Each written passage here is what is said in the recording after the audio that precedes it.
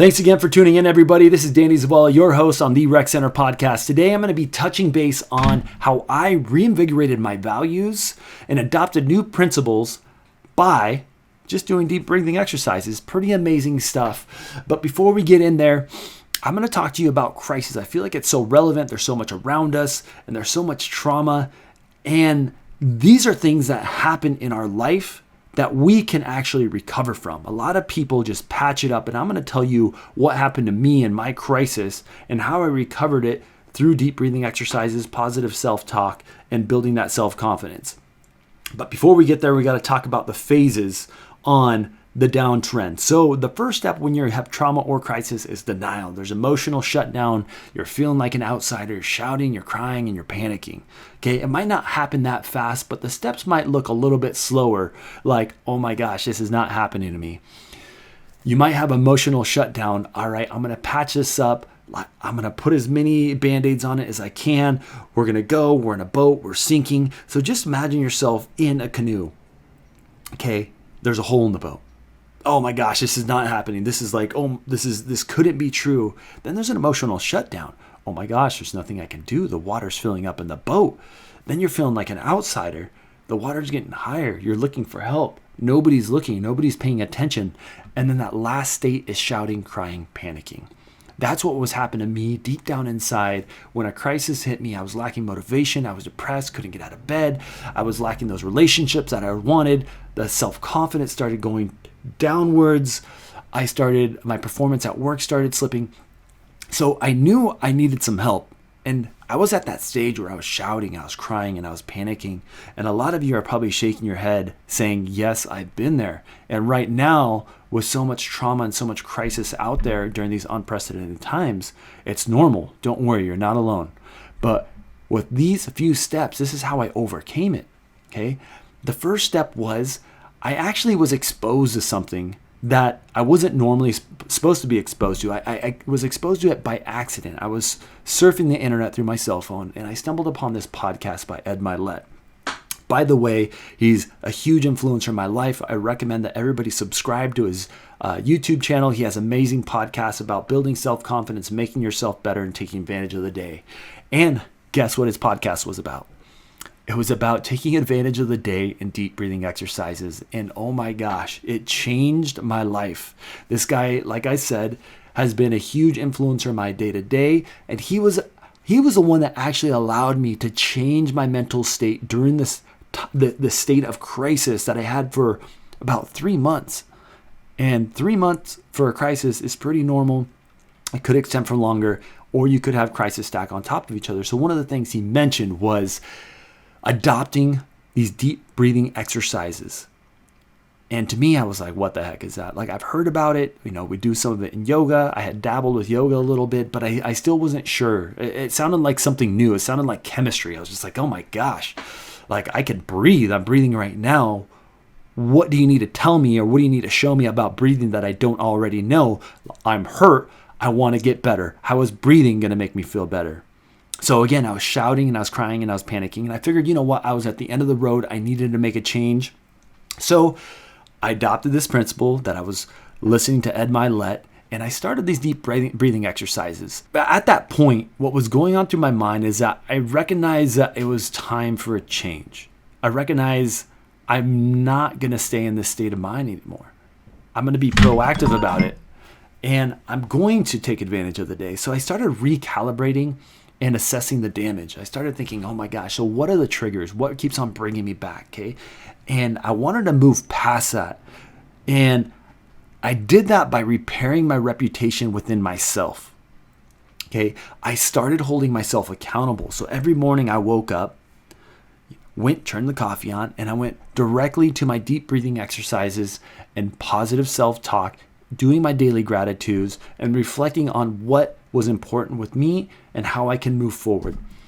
And slowly but surely, as I did this day after day, I started building that reputation with myself. I started redirecting all that negative dialogue, all those negative thoughts, and reinforcing it with positive mental programming, which was deep breathing exercises, my daily gratitudes, showing up to work on time, going to sleep on time, working out, doing the things that I said I was going to do that overall builds the self-confidence. And I know I touched base on self-confidence at the last podcast, but this one is so much deeper. This one's the root cause of everything and trying to recover from it.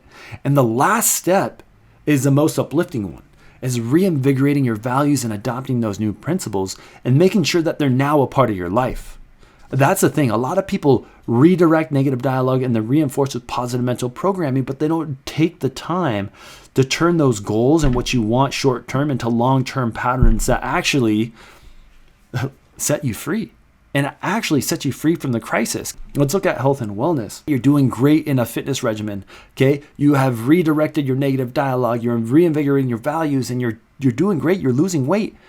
And just what everybody hates to happen is you pull a hamstring or you injure your hamstring. That is a trauma. That is a crisis, okay? The first thing is denial. Oh no, I'm going to keep pushing past this pulled hamstring or the strained hamstring, which leads to finding out that you can't do it. So you start emotionally shutting down. You start thinking, well, I can't do anything because I can't do anything the way I did it before. Then the natural follow-up is feeling like an outsider and thinking, well, look at everybody else with healthy hamstrings, and you start pointing everybody out. Wow, everybody's so much happier than I am. Then internally, they're shouting, crying, and panicking, saying, I want to be like myself. Because you have that clear vision of what you want, and where you're currently at is not meeting those expectations. So you start the recovery process. You recognize that there's a time for a shift, that your health and fitness plan is not going to look exactly the same as it did before. So you got to recalibrate, reassess the damage, and figure out, what can I do now? What is my training going to look like now? What's my cardiovascular? What's my strength training? What is all that? What do I have to plan for? Okay. And once you recalibrate and assess the damage and you start doing those exercises, then you can actually begin to repair that reputation within yourself. You start going to the gym on time and you start figuring out, okay, I can't do 40 minutes of cardio like I did before due to this injury, but I can do 10. Okay. And how do you build that reputation?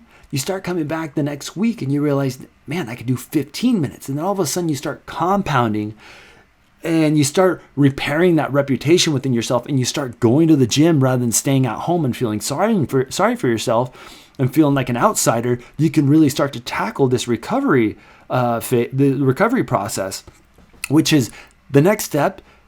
Getting rid of that negative dialogue. Yes, you can't do the 40 minutes of cardio that you wanted to do.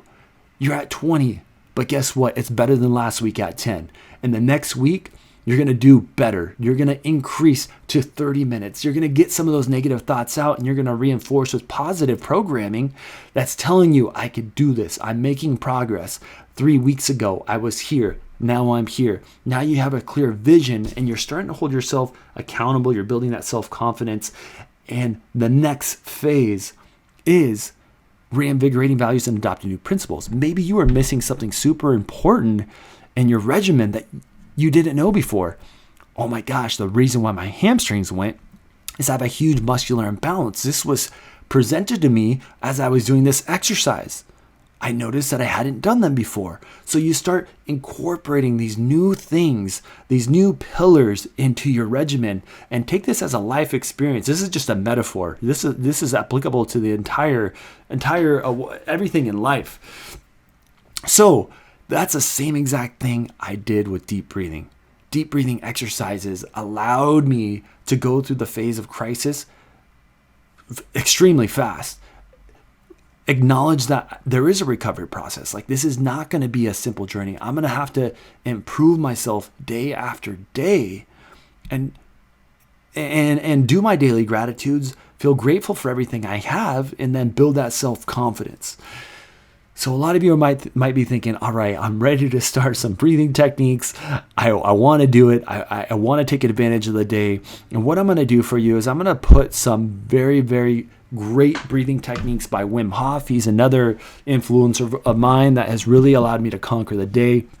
And I think it's super important. And let me just, rather than walking you through the actual techniques of belly breathing, I'm going to tell you the importance behind it and the properties that it brings. So it's a natural painkiller. It releases endorphins, okay, improves blood flow and increases energy levels by increased oxygenated red blood cells, okay. It improves your posture, reduces inflammation by allowing your body to be more alkaline. Okay, believe it or not, a lot of people drink lemon water to drop the pH in their blood, make them more alkaline. Your body tends to detoxify a lot better when it's not in a high acidic state. So again, allowing those red blood cells to be more oxygenated. More oxygen means more recovery. Fast recovery means that you can extract some of those toxins out of your body a lot better, which is overall just going to improve digestion. I think the most important quality of deep breathing exercises is relaxing the mind and the body.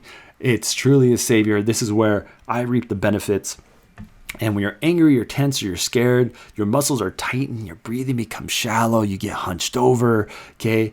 Your breathing gets constricted, and you're just not getting the amount of oxygen your body requires, okay? So deep breathing exercises reverse this process, allow your mind and your body to be calmer, and just build that self-confidence that you need. And when you have the confidence that you love to be the best version of yourself, life tends to be a little bit funner, and you get to be the best version of yourself. So reinvigorate your values, figure out what it is, okay, that trauma or that crisis is not allowing you to excel, okay? Then begin the recovery process. Remember, recognize, recalibrate, repair, redirect. Last step, reinvigorate. Thanks again for joining, everybody. This is Danny Zavala, your host on the Rec Center podcast. Please feel free to share this with all your friends. I'm excited that you're here and tuning in. I hope to bring you more content soon.